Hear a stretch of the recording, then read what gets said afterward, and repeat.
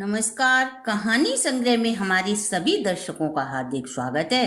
दर्शकों, आज हम इस वीडियो के माध्यम से 28 अक्टूबर अहोई अष्टमी पर बन रहे अष्टमी और गुरु पुष्प योग के महासंयोग के विषय में धन पंचमी के 5 दिन पूर्व यह अमृत योग बहुत ही महत्वपूर्ण और शुभ कारक है।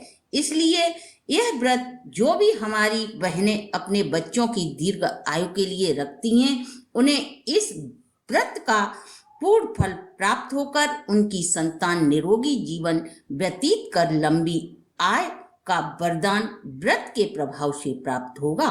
दर्शकों, पुष्प का अर्थ होता है पोषण, इसलिए इस गुरु पुष्य योग को नक्षत्रों का राजा भी कहा गया है। हमारे ऋग्वेद में इस नक्षत्र को मंगलकर्ता, बुद्धिकर्ता और वृद्धकर्ता भी कहा गया है।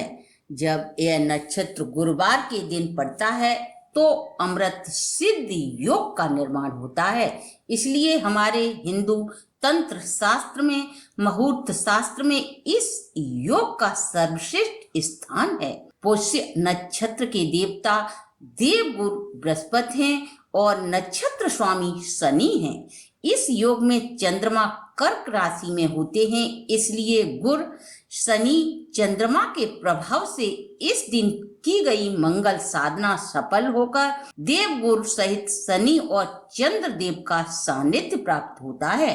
देवगुरु बृहस्पति स्वर्ण के कारक हैं और शनि देव अस्थायित्व प्रदान करते हैं। इसलिए इस योग में सोना खरीदने पर सोने का आपके घर में स्थायी निवास होता है। पुष्प नक्षत्र में ही लक्ष्मी का अवतरण हुआ था, इसलिए इस दिन लक्ष्मी सहस्त्र नाम का पाठ करने से हमें लक्ष्मी की कृपा प्राप्त होती है। इस दिन पुखराज रत्न धारण करने से विशेष फल की प्राप्ति होती है।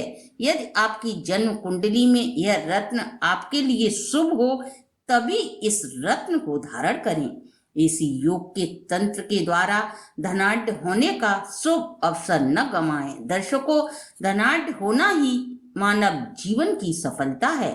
गुरु वशिष्ठ के राज्य में इतनी संपन्नता थी कि अयोध्या नरेश दशरथ का राज वैभव भी उनके आगे फीका था।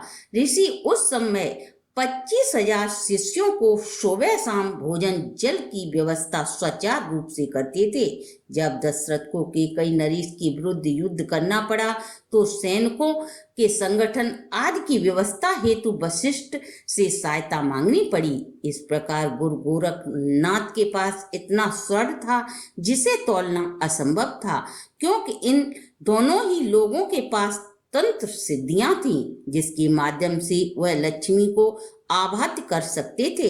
इस शुभ मुहूर्त में भोजपत्र पर अष्टगंध की स्याही से, नार की कलम से सिंधुजा कवच को स्थापित कर मंत्रोक्त विधि से लक्ष्मी को आमंत्रित कर माता लक्ष्मी का अवध प्राप्त किया जा सकता है और इस कवच को धारण करने से अकूत धन मान प्रतिष्ठा में वृद्धि होती है। तो आप भी इस शुभ अवसर का लाभ उठाएं और मंत्र सिद्ध कर कवच धारण करें। इस योग में श्री सूक्त का पाठ करने से भी लक्ष्मी की महाकृपा प्राप्त होती है। इन महामंत्रों में कोई भी दंपति राधा कुंड में जाकर स्नान करते हैं तो श्री राधा रानी की कृपा से उन्हें संतान सुख की प्राप्ति होती है। श्री कृष्ण की जन्मभूमि मथुरा में राधा कुंड स्थित है, वहीं पास में कृष्ण कुंड भी स्थित है। दर्शकों, जो भी हमारी बहनें अहोई अष्टमी को यह व्रत करती हैं, उनकी इस गुरु पुष्प योग में व्रत करने से संतानों पर आने वाले सभी अनिष्ट दूर होते हैं।